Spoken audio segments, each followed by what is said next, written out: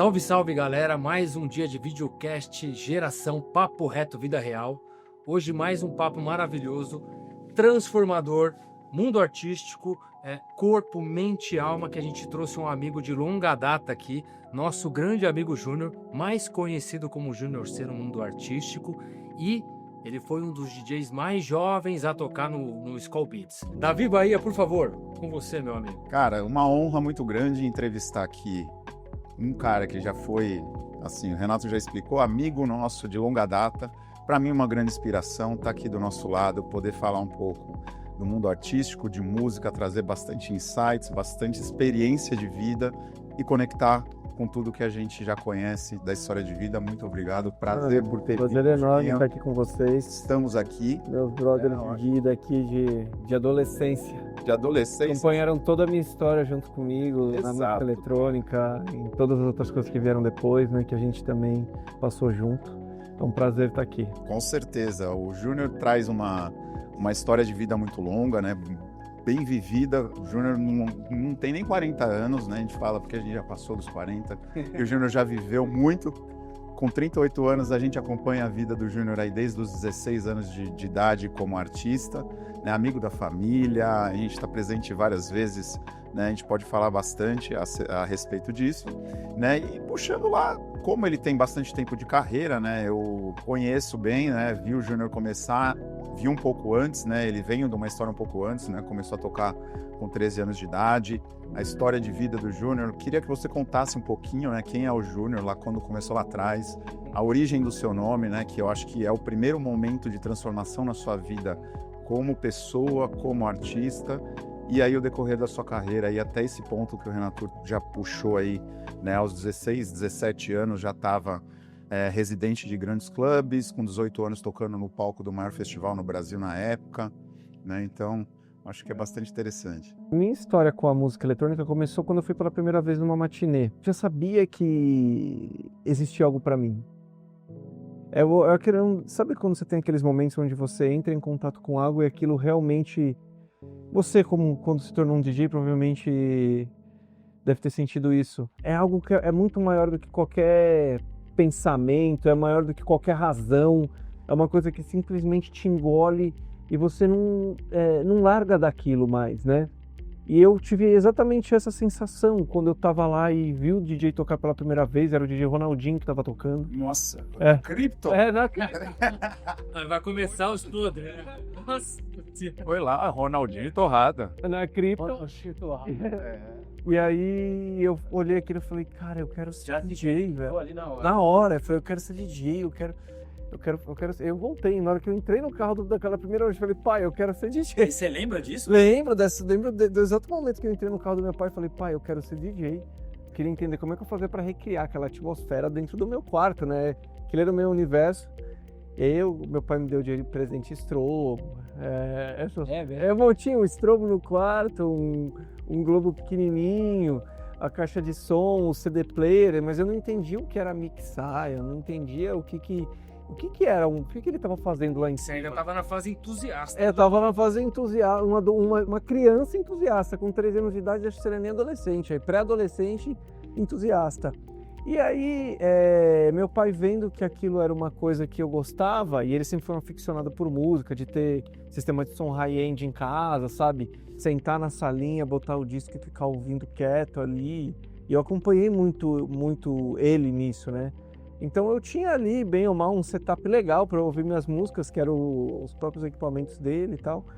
Mas aí eu falei, cara, como é que eu faço para ser isso, né? E aí eu comecei a me oferecer para tocar nas festas de aniversário da galera da minha escola. E aí eu levava o meu estrobo, o meu globinho, um receiver de 2 canais. Aí eu tinha uma disqueteira do meu pai e um Discman. E aí eu chaveava, auxiliar 1, tocava 1. Aí acabava a música aqui, auxiliar 2, tocava 2. E é praticamente uma fantasia de DJ, né? Cara, uma raiva. E aí, você trocava, fazia aquele... Você trocava pra cá, pai, dava um play, dava um embalo. Dava. Meu pai viu que a coisa tava dando certo, que o moleque todo final de semana eu montava e desmontava som em algum prédio perto da minha casa, que era aniversário de alguém na minha escola. Mas como assim? Você desmontava som? Eu tinha que levar a iluminação, eu tinha que levar a caixa de som, eu tinha que levar tudo, né? Os equipamentos dele, É. as festas. Eu tinha que levar, eu tinha que desmontar da minha casa, botar no carro, levar lá, montar, depois desmontar de novo, voltar para casa. E aí chegou uma hora que um amigo meu mais velho, que era o Carlinhos, que aí a gente chega no Carlinhos, ele já tinha 18 anos, já estava no 3º colegial, acho que eu estava na 8ª série. Ele tinha esse sonho de ser DJ também. E meu pai foi e me deu o meu primeiro CDJ, que foi o CDJ 100, um mixer e um outro CDJ da Gemini, horrível, mais baratinho. E o mixer de 2 canais não tinha nem equalizador, era só subir e descer o fader. Mas eu tinha um CDJ 100, né? E esse meu amigo, o Carlinhos, falou, mano, como a gente começou a ficar muito próximo por conta disso. A gente já voltava no mesmo período escolar, tal, era muito amigo, frequentava a mesma academia de escalada que era a Casa de Pedra e tal. E aí a gente começou a criar ali uma paixão. Ele tinha um toca-disco, ele tinha os discos, eu tinha um CD. E aí ele falou, cara, vou te levar, eu sou promotor da Club, vamos comigo um dia lá. Mas nesse intervalo, para você chegar nisso aí, você chegou a fazer algumas festinhas na escola, com os alunos? Não, na escola nunca, mas eu fazia a festa de aniversário do pessoal da minha sala, de graça. Quando eu sabia que alguém ia fazer aniversário, eu falava, eu levo o som. Fechou? E faço o som. E como que seus amigos de escola viam isso ali? Tipo, tá, é um fanfarrão? O que você tá fazendo? Quando você tá na 7ª, 8ª série, cara, você ainda é criança, você nem pensa quem é fanfarrão, quem não é fanfarrão, né? É mais quando você começa a chegar no 2º colegial, 3º colegial, mas era só eu nem pensava nisso. Mesmo se alguém me falasse, era uma coisa tão visceral. Eu queria tanto fazer aquilo que nada ia mudar pra mim. A única coisa que tirava um sarro, uma vez, meu pai, ele comprou uma Towner só pra levar minhas paradas no final de semana. E é um ponto muito importante que você fala, porque a gente tá vendo o exemplo típico da família que apoia o sonho do filho. E não é qualquer sonho, porque a gente tá falando de alguns anos atrás, quero ser DJ. Não, isso não A existia. maioria dos pais vai falar, você tá maluco, vai trabalhar, moleque. Não, eu nem... E aí seu pai, que a gente conhece também, Cowboy, abraço pro Cowboy, é o apelido carinhoso que ele deu. Oswaldão. O seu Oswaldão, já te apoiou desde o início, como é que foi isso? Quando ele viu que eu tava levando a sério mesmo, ele decidiu realmente me apoiar. Ele me levava, ele me buscava, e aí ele tinha essa Townerzinha. Pô, mas apoiou muito, pro cara chegar a comprar uma Towner só pra te levar pros eventos. Porque era todo final de semana. Então, Sábado, sexta, sábado, sexta e sábado, sexta e sábado. vocês estão ouvindo aí, galera? Não existe só o lado ruim dos pais, tá? Exatamente, a felicidade do filho. Então, assim, tem muitos pais também que, se você se entregar de alma, de corpo, falar exatamente o que você quer da vida, seu pai vai abraçar a causa, cara. Então, assim, aproveitando, você que não segue o canal ainda, Videocast, Geração Papo Reto Vida Real, segue lá se você curte, manda pros seus amigos, pros pais, os amigos, que essa informação não é só pro aluno, pro seu amigo, pra amiga e tal, são pros pais de você, que é toda uma relação, um ecossistema, que todo mundo se ajuda, todo mundo tem problema e todo mundo se ajuda. Isso que você tá trazendo é espetacular. Eu não tenho espetacular. Meu pai me apoiou muito. E você tinha falado da galera tirar de fanfarrão, eu lembrava de uns episódios assim, eu tava desmontando, era cansativo. Quer dizer, pra mim não era, porque eu tava tão entusiasmado que eu nem pensava que era um puta trampo ter que montar, desmontar tubo, som, iluminação, guardar cabo, tudo. E aí, quando eu tava guardando assim, sempre tinha um cara, um moleque de prédio assim, ratoeira assim, chegava e falava assim, DJ, vê um dogão! eu botando os equipos na Towner e o cara... A Towner era piruinha de cachorro quente, né? Sem razão. E direto tinha alguém tirando sarro e eu ficava doído, assim. E aí, muito bom, esse cara ia ser meu amigo. Esse cara tem que tirar uma ondinha, né, cara? Agora é engraçado, né? A gente ri dessas coisas. O Carlinhos foi um ponto de intersecção muito grande da onde eu saí, dessa vontade de tocar, para o pessoal da minha sala, uma criança sendo feliz com um sonho qualquer, para eu falar, meu Deus, eu quero ser isso aqui, versão 2.0. Que aí ele chegou, eu tinha 16 anos, e ele falou, cara, vamos comigo na Club, que vai ter um DJ que eu gosto muito que vai tocar, e ele já era promotor da Club na época, lembra da Club na Gomes de Carvalho? Aí quando eu cheguei era o Renato Corren que tava tocando. Aí eu falei, nossa, mas é muito diferente do que eu achava que era ser DJ. Aí eu falei assim, eu quero ser esse DJ. Só que aquele DJ, aí ele não usava CDJ, ele usava toca-disco, ele usava outro tipo de mixer. E aí eu tive que chegar no meu pai e falar que eu tinha que dar uma modernizada, que aquilo lá não ia rolar. E foi passo a passo, assim, eu com dinheiro, eu ganhei, ele cobrava uns 50 reais para fazer as festinhas, juntando um pouquinho, ele me ajudou a comprar o par de toca-disco, e aí eu e o Carlinhos a gente virou um cara, porque era ele na minha casa o dia inteiro, quase todo dia, e a gente virando música. Porque ele já tinha alguns discos, ele comprava disco, e eu fui aprender, fui com ele pela primeira vez comprar disco, fui lá na Galeria Ouro Fino, na Rhythm Records, na Techno Records, a B-Side também que tinha do cara da Lanese lá que comprava alguns discos. Mas nessa fase de...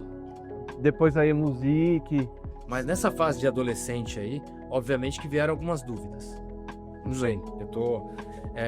não vieram dúvidas. Zero. Isso é decididaço. Meu irmão, Mas como você lidou com tudo isso? Você sabia que ia chegar lá? Como que... Você era um adolescente, cara. Mas assim, enquanto meus amigos queriam jogar bola e tocar guitarra, ser o Kurt Cobain, mano, eu queria ser o Murphy, o Corren e o Mau Mau. E aí, que eram os DJs que eu ia lá, eu saía escondido de casa, saía pela janela da minha casa, da garagem, abria o portão, fechava, subia na scooter do Carlinhos e ia com ele atrás, sem capacete, até a Vila Olímpia pra ver os caras tocar. E depois voltar pra casa, chegar em casa umas 4h30, 5 horas, sem minha mãe ouvir. E ela nunca pegou até hoje. E nunca... Não, até hoje é bom, né? E ela nunca pegou.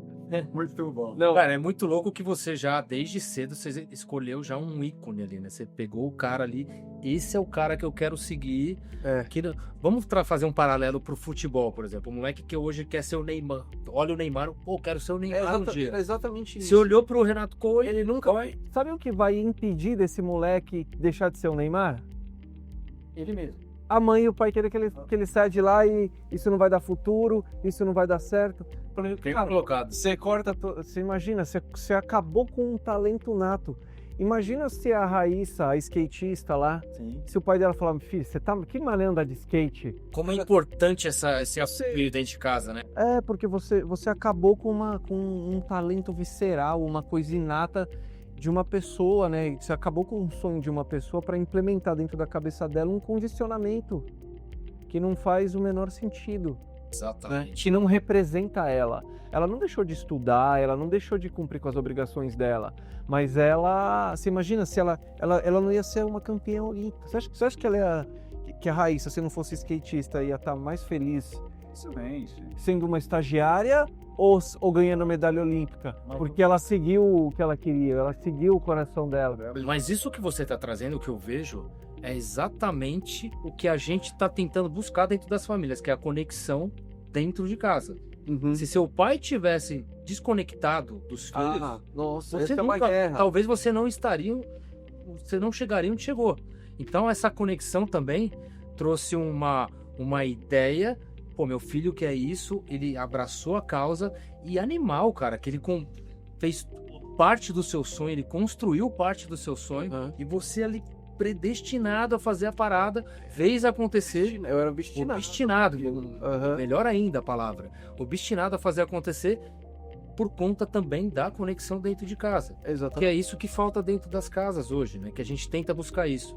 Esse é um canal que a gente traz aqui, o Geração, que é exatamente isso que a gente quer. A gente quer que as famílias se conectem, os adolescentes que estão ali meio à toa na vida, perdidão, os pais, às vezes o maior culpado são os pais, né? Às vezes não, acho que na maior parte dos casos, os pais, eles estão tão desconectados da vida que o filho vai atrás disso. E, cara, essa sua história é espetacular, cara. cara. E aí, quando você perguntou, eu ficava o dia inteiro naquilo, velho.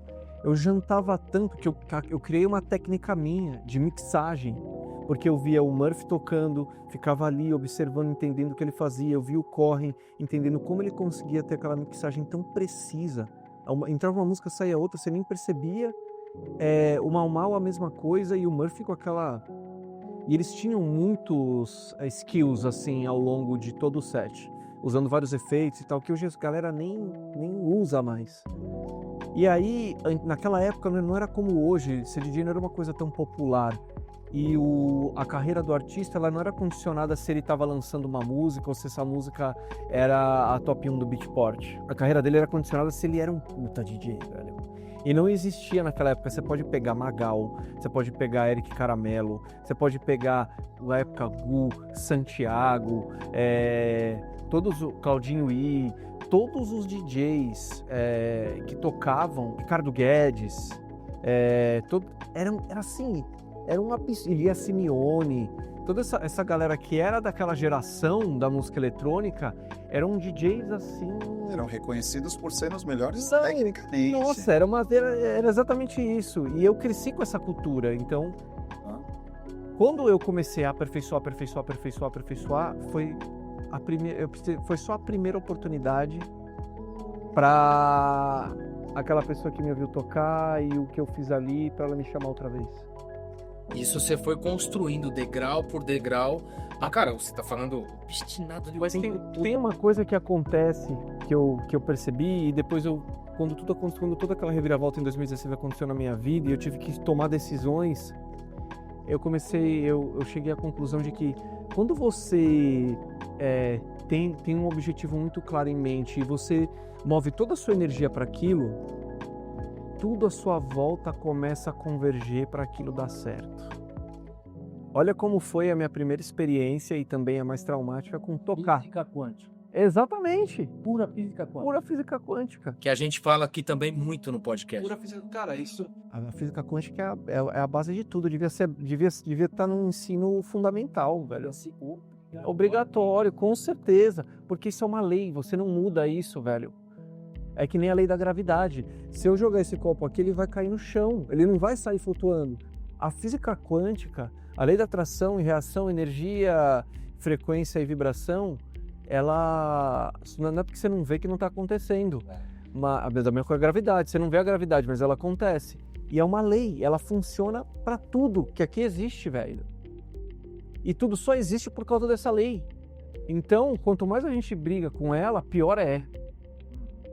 Mas enfim, e aí, cara, de tanto eu ir lá toda quinta-feira, a Isa Geabra, que era a gerente de lá, falou assim, ela sabia que a gente tocava e tudo mais. Ela falou, a gente vai abrir uma pista 2, só que a gente não tem grana para pagar DJ. Vocês topariam? Aí a gente falou, nunca tinha tocado num clube na vida, era o nosso maior sonho, óbvio. 2 semanas antes da inauguração, tudo certo para eu e ele a gente tocar junto, ele saiu da escola, foi pro cursinho, e aí ele tava apostando corrida de bicicleta em volta do cursinho, que era ali no Objetivo da Avenida Santo Amaro. O Carlinhos. O Carlinhos. E aí, cara, ele foi entrar numa rua sem olhar, um caminhão atropelou e matou ele. Sério. E aí aquilo, velho... Quantos anos isso? Eu tinha 15 na época, e ele 18, 19... Cara, como é que eu ia tocar? Que era ali seu parceiro. Como é que... Não tinha a menor chance. Foi um dos maiores traumas da minha vida. Você imagina, eu nunca tinha perdido alguém que eu amava muito, de amigo assim, do nada, de repente. Ele convivia na minha casa. Ele era praticamente um filho da minha mãe e eu um filho da mãe dele. Eu não conseguia, imagina, nunca ia conseguir tocar. E eu dei até um tempo. Passaram uns 4, 5 meses. A mesma Isa, ela saiu da clube e se tornou gerente de um outro clube, que era na época Vanilla, que depois se chamou Raze. E era um clube que estava completamente micado, cara. E ela também foi a mesma história, a gente tá aqui, mas a gente só tem R$100. Eu falei, não, você ainda topa tocar? Você gostaria? Até então você não tinha tocado? Não. Nesse intervalo aí, como Nesse você intervalo lidou com tudo isso aí? Porque muita você tristeza, 6 anos, cara. foi muito triste pra mim. 6 anos. Você tá colocando uma situação sua Mas isso pode servir de exemplo e de alerta para vários adolescentes que têm várias dificuldades no decorrer da vida. Tanto interromper um sonho que eles têm, ou através até de uma tragédia, que foi seu caso. E aí você teve 5 meses que você teve que lidar de alguma forma. Você lembra de alguma... Como que você lidou com isso? Como que foi sua cabeça? Como que a família entrou? Qual a importância da família nisso? A minha mãe e meu pai vieram me acolher, né? Meu pai, ainda que já fosse separado da minha mãe, foi lá em casa, mas os pais não tem muito o que fazer numa hora dessa, né, velho? Que não seja só abraçar o moleque e lamentar. Mas isso é bastante né? coisa. É muita coisa, mas assim, eu tenho uma filha de 4 anos, eu fico imaginando se com 16 anos ela perder uma amiguinha, o que eu posso falar pra ela, né? A não ser deixar ela ter o tempo dela enquanto ela tá abraçada comigo, né? Se ela não quiser ter esse tempo sozinha. É um espaço muito pessoal, né? Que eu de fora vou respeitar. Mas naquele momento, os meus pais não tinham muito o que me dizer, né? Eu só tinha eles. E era o mais importante. Eu tinha a presença deles. E foi muito traumático para mim perder o meu amigo. Eu, pela primeira vez, lidei com a morte de fato na minha vida. Perdi alguém que eu amava muito. A gente está acostumado a perder um avô, uma avó que já está com 80 anos, nessa idade, 90, num processo natural da vida. Agora, um dia antes a gente estava indo para a escola junto, no dia seguinte voltando no mesmo ônibus escolar para casa. E aí é uma coisa que é difícil da cabeça de um pré-adolescente de entender aquilo, né? Mas eu fiquei eu não tinha outra coisa a não se lamentar, ficar triste por aquilo, ficar pensando nele e imaginar onde a gente poderia chegar junto um dia tocando, né? E aí eu não queria tocar, eu tava um pouquinho afastado dos equipamentos, porque toda vez que eu chegava perto eu me lembrava dele e eu tinha uma coisa de mim, isso aqui era pra ser eu e ele, não era pra ser eu sozinho. Passaram-se aí uns 5, 6 meses, ela me ligou e aí eu topei, eu falei assim, não, eu vou. E aí ela pegou e falou pra mim assim, que nome você vai usar? Você já sabe? Aí eu falei assim, não sei. Que nome eu vou usar? Aí começou a pensar, depois eu vi um monte de ideia sem sentido na cabeça. E aí eu tava com o convitinho, era um quadradinho, aí tava lá Júnior, pista 2 da Clube Júnior e Carlinhos. Aí eu, caralho, irmão, como é que você vai estar comigo nisso, velho? E aí vem e falei, caramba, Júnior C. Porra, é óbvio. Júnior C. Já sei qual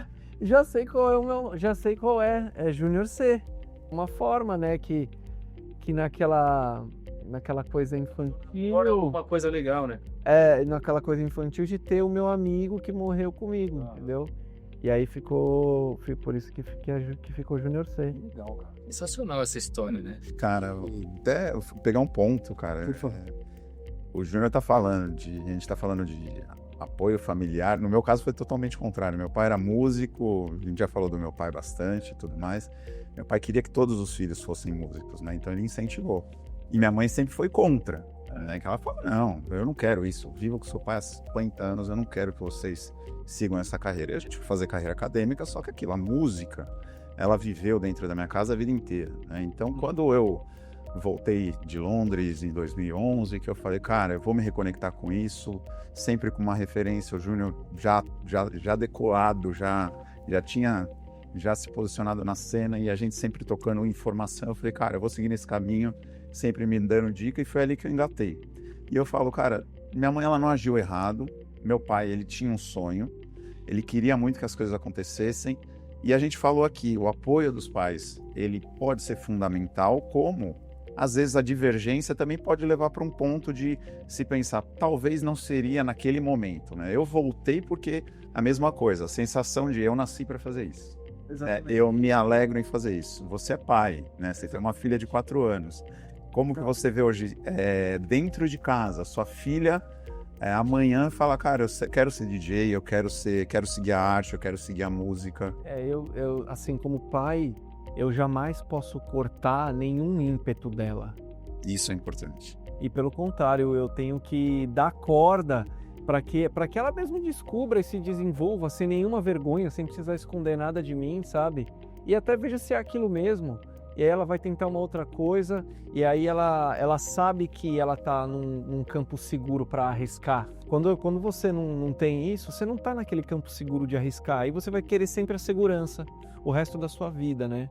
E aí o que vai acontecer? Vai chegar uma hora que isso não vai mais ser sustentável, e vai ter um conflito tão grande dentro de você que pode culminar ou numa depressão, ou em uma série de coisas onde você vai ter que começar a descarregar isso. E vai terminar onde? Você fazendo aquilo que você sempre quis fazer, depois de ter passado por um puta processo traumático. Que o tempo não volta. Que o tempo não vai voltar, entendeu? Ainda que a gente queira, a gente tá, enquanto pai, pelo menos na cidade da minha filha hoje com 4 anos, e até ela completar a maioridade, talvez até um pouquinho depois, ela está sob a minha responsabilidade, ela está sob a responsabilidade das minhas decisões, ela está sob a responsabilidade das minhas escolhas. E eu não posso fazer com que ela simplesmente corte uma vontade inata de dentro dela, de ela fazer algo por traumas que são meus, né, velho? Isso que você está trazendo, a sua ideia, a sua vivência, a sua experiência, é exatamente o que a gente busca nas pessoas que buscam geração. Você foi um exemplo de sucesso que a gente quer espelhar para as outras famílias, para trazer, exatamente para incentivar o verdadeiro eu de cada pessoa. Exatamente. Porque é muito ruim a pessoa querer fazer uma coisa e ser podada dentro de casa. Sim. Você trouxe um exemplo aqui de sucesso absoluto, de como abraçar a ideia, se conectar com a família, com os pais, com o filho, enfim. E você não podar aquilo, porque o artista ele sofre um preconceito já desde pequeno.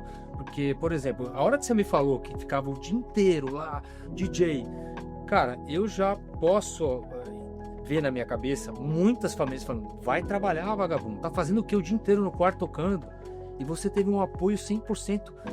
E essa fase, esse lance de não te podar, cara, só aumenta a sua estrutura, tô falando emocional, para você ser mais ainda do que você veio para fazer. Exatamente. E esse é o Geração.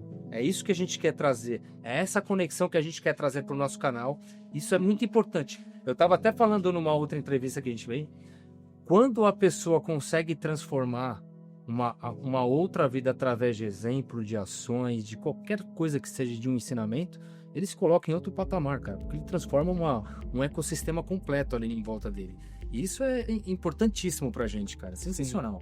E aí, cara, já quando eu entrei como residente do Vanilla, aí quem que foi tocar lá uma primeira vez e eu era o residente, abrindo e fechando, foi o Danilo Lima. Que ele era residente do Manga Rosa. E aí ele me viu tocando e ele falou: moleque é bom, velho. Vamos ver você tinha ali? 16. Ainda pros... Cara, O Júnior é igual o Messi, ele ficou com 18 anos por 10 anos. Aí, de repente ele a gente olhava, é engraçado. Tem razão, né? O Júnior sempre foi o Júnior. É que sempre quando a gente fala assim do Júnior, eu lembro de um molecão lá, tocando, fazendo o que gosta. Eu lembro disso, cara. É engraçado que vem essa energia. Né? Cara, quando a gente fala olha como é que é aquela coisa, quando você tem todas as energias a seu favor, né? Aí veio a Isa. Vitor Lima, não era? O Vitor Lima, ele era professor da Groove Art.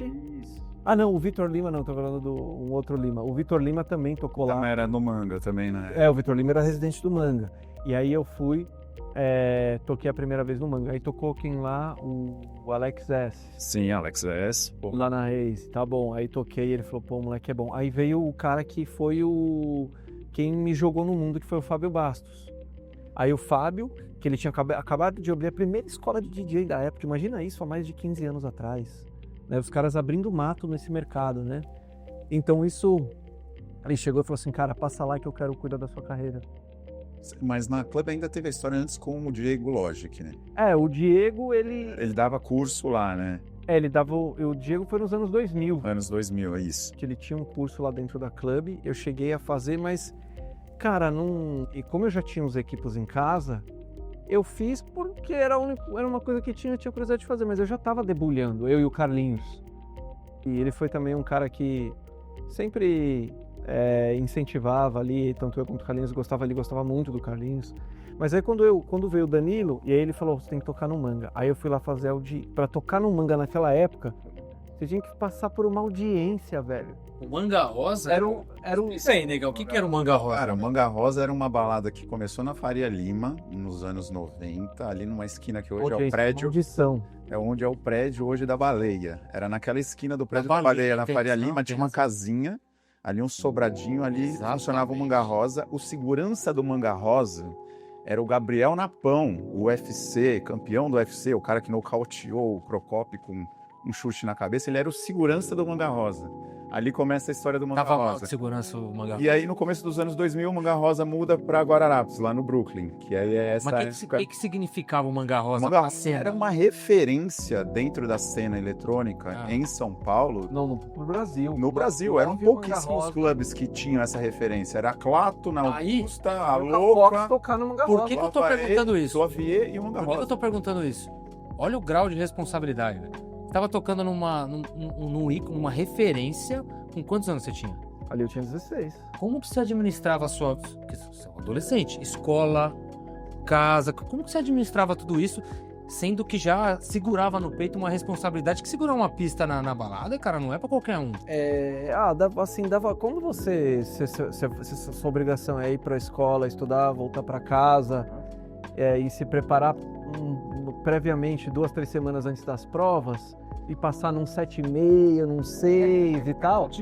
Dá, 6, 5, passar raspando, faz recuperação. Você vai, né, cara? Dá pra fazer. Quando eu fiz a audição, passei, toquei, aí eu toquei a primeira vez, os caras já começaram a me buscar sempre.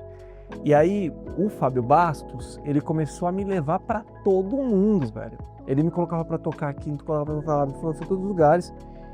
E aí chegou uma hora que ele falou assim pra mim, ele falou assim, cara, não adianta. Eu vejo você tocando, é questão de tempo, não tem como segurar. Não tem.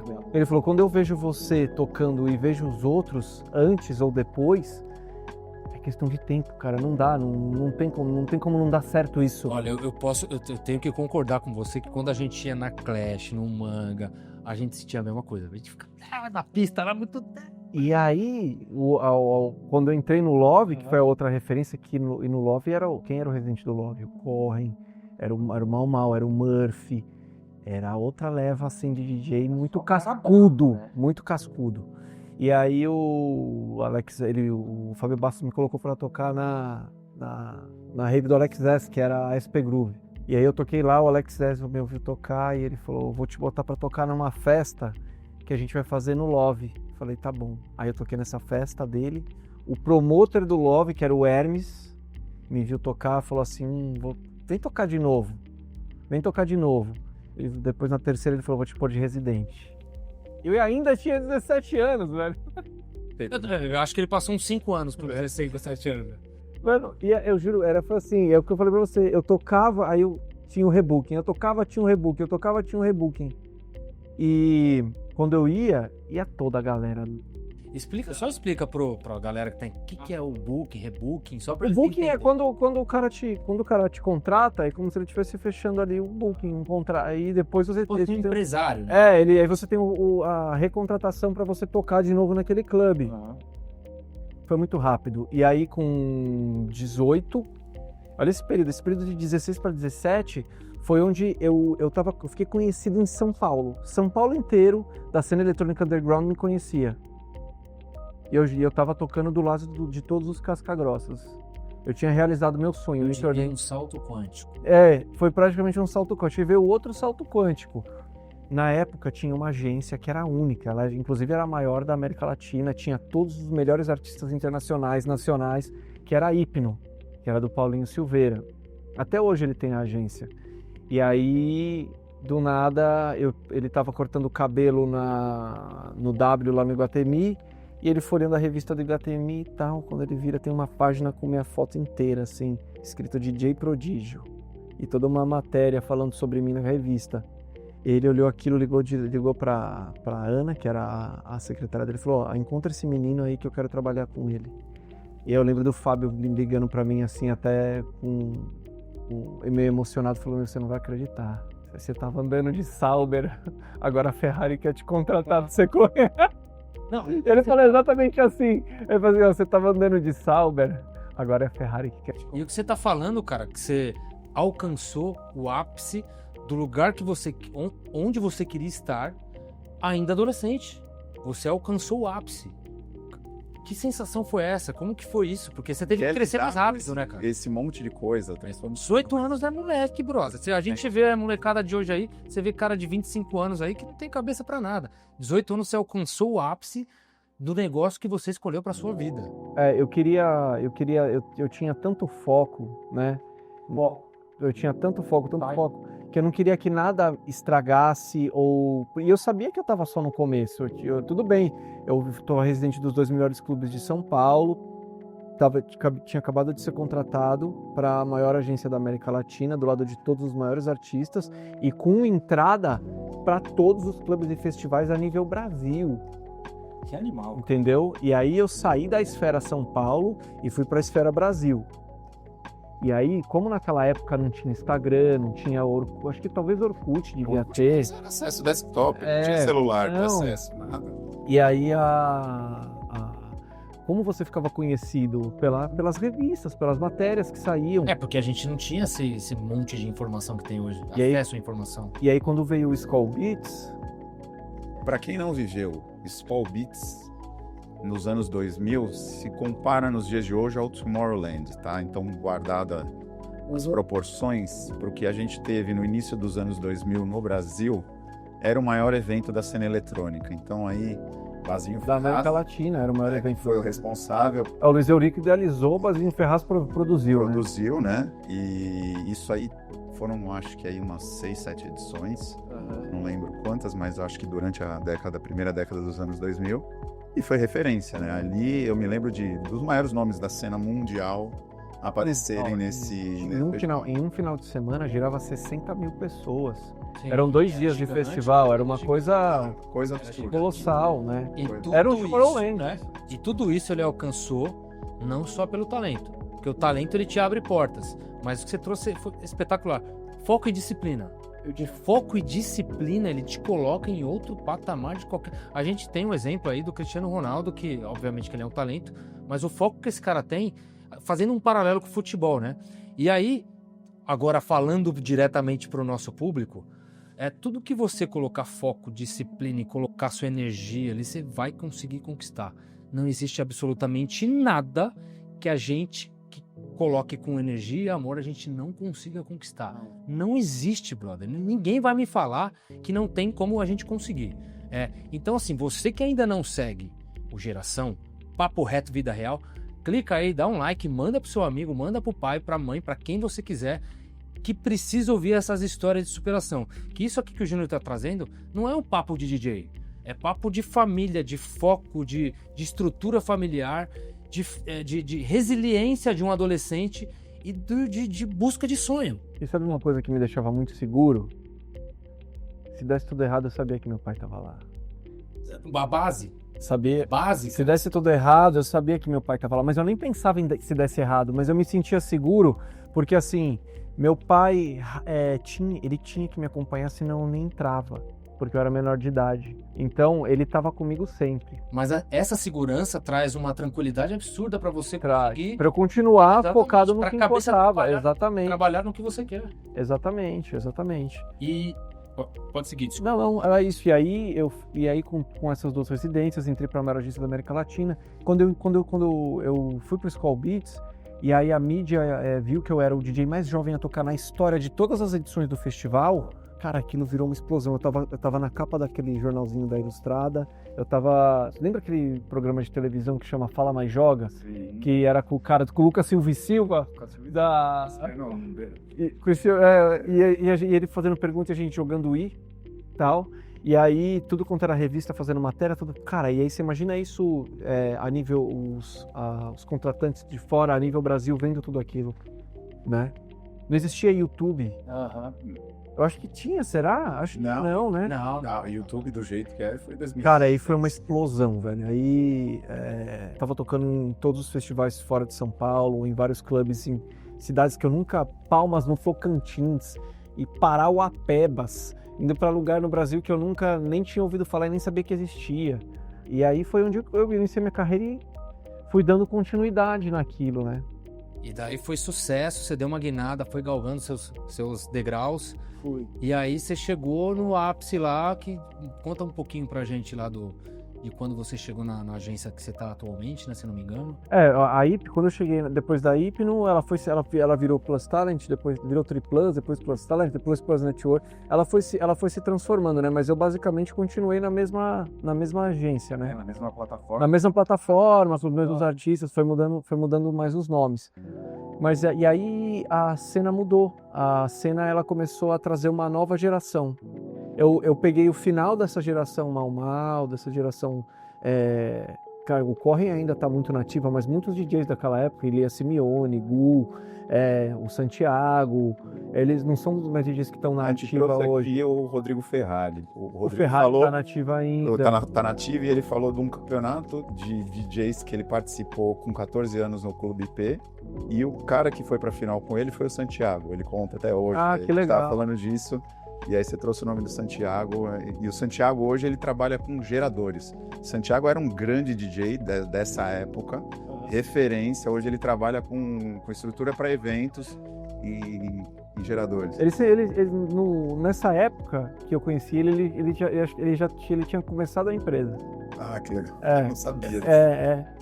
Eu comecei a viajar para tocar bastante, tava nos maiores festivais, tocando do lado de tudo quanto era DJ gringo que você podia imaginar. Peguei até de DJ que era mais comercial. Eu fiz uma turnê 2 anos, direto com o David Guetta e tudo mais. Aí toquei com o Marcel Plex, toquei com o Solomon, toquei... Aí você começa a ir para outros níveis de som. Aí comecei a tocar no Arung, que era um clube que eu sonhava muito tocar também. Isso meados de 2012, que foi minha primeira apresentação no Arung.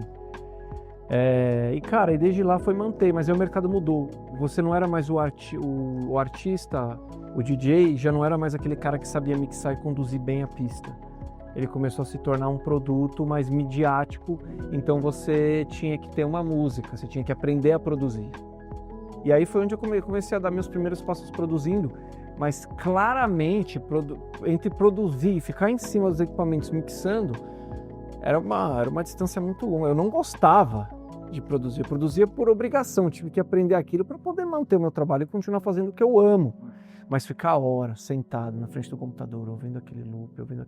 E aí é uma fase que você teve que passar, se reinventar, né? Exatamente. A gente tem que se reinventar até dentro da carreira e vai embora. E aí ali eu fui lançando algumas músicas e tudo mais, até que uma engatou, que foi só lá para 2015. Eu lançava uma coisa ou outra, muita coisa no selo do Clash, inclusive, e tudo mais. Mas aí uma que eu fiz, que foi a Coming Over. Quando você não precisa empurrar a música para ela acontecer, você sabe que ela deu certo, né? Exato. Quando eu comecei a ver que do nada, algumas revistas da época que faziam ranking, tava colocando ela em primeiro lugar, como dica para você ouvir. Não, e remixada por vários produtores de nome. E aí o Roche remixando, o Giborato remixando. Vintage Culture. Aí o Vintage Culture fez também uma versão.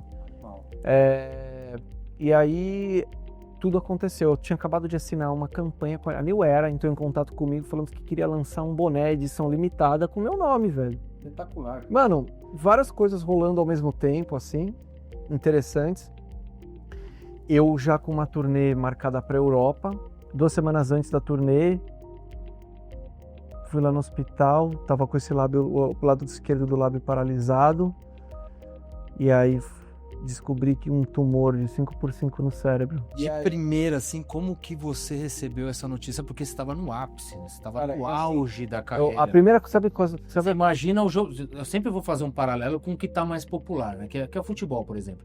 Você imagina o cara é convocado para a Copa do Mundo e, de repente, ele recebe uma notícia que...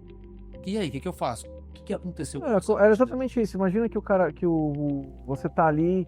Desde os seus 13 anos de idade lutando por uma parada, se dedicando, se destacando, e aí chega uma hora que o cara fala, irmão, o técnico tal te escalou para a seleção para você fazer a Copa.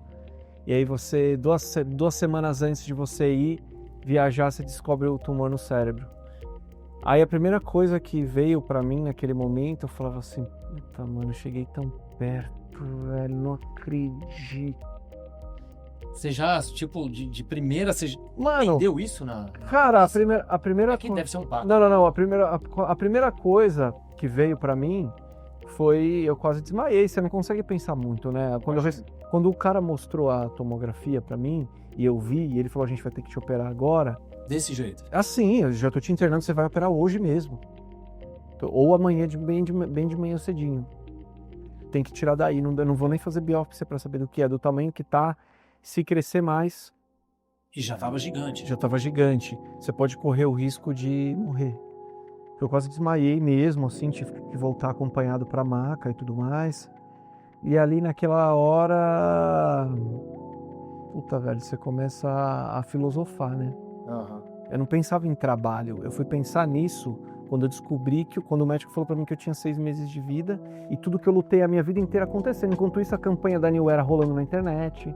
E o cara Todo simplesmente falou, cara, você só tem mais 6 meses pra viver isso. Ele falou assim, o que você tem é grave.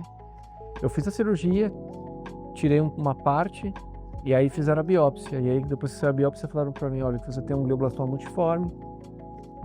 Aí eu nem sabia o que era glioblastoma multiforme. Eu falei, quanto tempo eu tenho de vida? Qual que é o meu prognóstico? Ela falou, fazendo quimio-radioterapia 6 meses, mas com muita sorte 1 ano. Cara, eu vou te falar um negócio. Isso há 10 anos atrás. Isso há 10 anos atrás. Você tá contando assim, tipo, o cara que saiu, buscou o caminho, buscou o espaço, foi atrás do sonho, conquistou, chegou no topo, falaram, desce. Exatamente. Já era, pô, vamos desligar a chave. Exatamente. Chave geral. Isso é uma história espetacular, é uma história de superação, história de vida. A gente quer ouvir isso com mais detalhes, obviamente. Só que eu acho que é um papo só para isso. A gente quer ouvir isso de uma forma mais detalhada, porque isso traz, querendo ou não, uma nova forma das pessoas enxergarem como ela lida com situações e problemas dentro da vida dela. Porque às vezes a gente acha que tem um problema. Às vezes acha que o nosso problema é o maior problema do mundo, né? Até a gente começar a entender, enxergar histórias de superação como a sua e ver que, porra, o meu problema não é um problema. O meu problema é uma situação que eu posso resolver amanhã. Então, cara, a gente tá partindo pro final. A gente teve um papo sensacional. Eu quero que você deixe uma frase.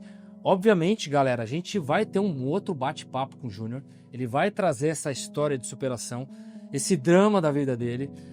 Se você não segue o canal, dá uma olhadinha lá nas redes, todas as plataformas, Geração Papo Reto Vida Real. Segue lá a gente, compartilha, curte e a gente vai trazer a segunda parte do Júnior.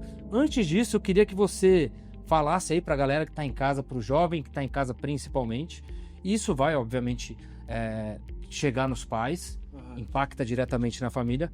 O que você daria de conselho, o que você traria de tudo isso que você viveu dentro da sua casa, da sua família, como jovem, adolescente que foi um prodígio? O que você poderia trazer aí de informação, ou de dica, ou de uma frase que você possa impactar dentro das casas aí dos lares? Assim, de dica, o que eu trago é que esse jovem ele sempre confie na intuição dele. Que ele pode gostar de alguma coisa porque os amigos deles, o grupo que ele se relaciona naquele momento gosta, que você, bem ou mal, acaba sendo conduzido, né? O ambiente, ele molda um pouco A as coisas personalidade todas, coletiva, né, cara? Mas assim, existe uma parada que quando você tá só com você tem aquela vontade de fazer. Existe uma coisa que te mexe, existe uma coisa que te move, que esquenta o teu coração, sabe? E pode ser qualquer coisa, velho. Pode ser querer ser um criador de conteúdo, pode querer ser um DJ, pode querer ser um skatista, pode querer ser um jogador de futebol, pode querer ser um desenhista, né? Pode querer ser um policial, né? Existe uma coisa que quando você faz aquilo te completa e você sai do espaço-tempo. Sabe aquela coisa que você faz que esvazia a mente, você já nem sabe mais quantas horas passaram, mas você estava fazendo aquilo? Muito provavelmente esses momentos são a vida mostrando para aquele jovem que o caminho de maior potencial dele é aquele mesmo. Aquilo, quando ele saiu daquele tempo e espaço e simplesmente não viu, estava tão entretido naquilo que nem parece que se passaram horas, é justamente um sinal da vida falando, nossa, você aqui, o seu caminho de maior potencialidade. E quando eu falo maior potencialidade, a maior potencialidade de felicidade, a maior potencialidade de realização, a maior potencialidade de abundância financeira, a maior potencialidade de saúde, a maior potencialidade de se sentir completo. Corpo, mente e alma. Exatamente. E aí você imagina quando você acha aquilo, alguém fala, não é aí. Não é aí. Tá me ouvindo? Você não vai ficar aí. Então tudo bem. Alguns jovens vão falar, não, tá, tudo bem, o que você quer que eu faça? Mas outros vão gerar uma revolta absurda. Muitas vezes, né, hoje a gente vê tantos casos de adolescente que se matando e... Tem muito isso hoje. Cara, por situações que muitas vezes se aquela voz dentro dele tivesse sido ouvida... É falta de conexão com ele mesmo, né, cara? Ele Total. não se entender o que eu tô fazendo aqui nessa vida. Exatamente. Que esse vazio que leva as pessoas a terem ansiedade, crise de pânico e até cometer um suicídio. Exatamente. E uma outra dica que eu deixo é, a felicidade ela não tá no destino, a felicidade ela tá no caminho. Na jornada. A felicidade... E por que eu digo isso? Porque o que fez eu me perder no meio do caminho e fazer umas merdas foi justamente me focar só no destino. E aí, em vários momentos ao longo dessa fase, eu passei por uma crise existencial fodida, porque eu não conseguia entender... Coisa de adolescente, né, brother? Normal, tranquilaço. Eu não conseguia entender o porquê que eu tinha tudo. Eu tinha o dinheiro, eu tinha a fama, eu tinha o status, eu tava tocando em todos os lugares. E mesmo assim, eu não tava felizão, eu não tava feliz. Tinha às vezes que eu acordava num apartamento que eu comprei com 20 anos de idade, reformei do jeito que eu queria, sentava na beira da cama e chorava sem saber o porquê, velho. E a gente vai trazer isso aí nesse papo aí que a gente... Cara, e aí, o que eu hoje, com mais maturidade, depois de ter passado por tudo isso, que foi muito importante para mim, para o meu desenvolvimento, foi justamente esse. O problema não está no destino, está no caminho. E teve um cara que eu conheci, eu cético, quando fui internado no hospital, dividi o quarto com um pastor. Era pra ser, cara. E aí o pastor chegou para mim e falou o seguinte, ele falou exatamente isso, pode ser que eu vou traduzir para dar de conselho para molecada, que ele falou assim, ó, entenda uma coisa, porque eu tinha certeza que eu ia morrer, que ia dar tudo errado, e o cara tinha 2% de chance de ficar vivo e tava tranquilão, na moral, numa boa, falando comigo, como se a gente estivesse batendo um papo aqui agora. Ele contou pra mim que tinha 2% de chance da cirurgia, que já era a terceira vez que eu tomava, eu tava na cabeça dele. Eu falei, como é que você faz pra ficar desse jeito? Eu preciso ficar assim, porque eu tô desesperado. Eu já tinha visto um monte de... Tava no corredor das clínicas, tinha visto um monte de gente morrer. E aí ele pegou e falou assim, entende uma coisa, quem sempre vai te guiar é Deus. Escuta sempre a voz do seu coração, porque Ele está lá. Não queira controlar nada, se preocupe apenas em fazer o seu melhor. Faça o bem, não importe a quem. E não é com cunho religioso, porque quando ele falou pra mim, quem sempre vai te guiar é Deus, o que ele estava dizendo é que quem sempre vai te guiar é a sua intuição, irmão. Uhum. E escuta o seu coração, porque ela tá lá. Ele tá lá. Esse conselho, essa coisa que você busca, a resposta tá lá. Não queira controlar nada. Se preocupe apenas em fazer o seu melhor. É a mania da gente querer estar no controle de tudo. E não tem como. A gente não tem como controlar tudo, né, cara? Mas você tem como controlar o melhor que você pode fazer. Exatamente. Entendeu? E aí, quando você começa a entender que a alegria, ela tá no caminho e não no destino, você saboreia as tuas vitórias. Não é aquela coisa, eu ganhava uma vitória, eu saboreava 2 dias, no dia seguinte eu já queria o próximo passo, era como se nada daquilo tivesse acontecido na minha vida. Sábado e domingo, eu curti segunda, terça, quarta, quinta, sexta, velho. Sábado e domingo, né?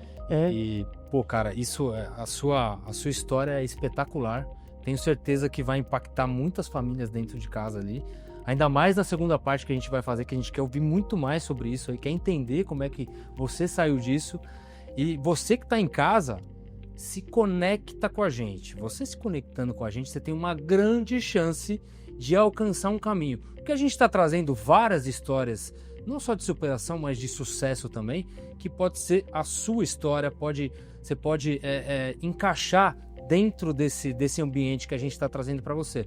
E a gente fala de todos os assuntos pertinentes à sua idade, que é quase tudo que se ouve na vida.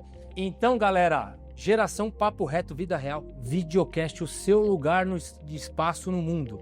Mais uma vez quero agradecer o Júnior por Mano, foi... trazer essa história sensacional. Quero agradecer o Davi Bahia. E até a próxima. Vamos trazer muito mais informação. Muito bom ter aqui você com a gente. Bora lá. Tá curtindo o Geração?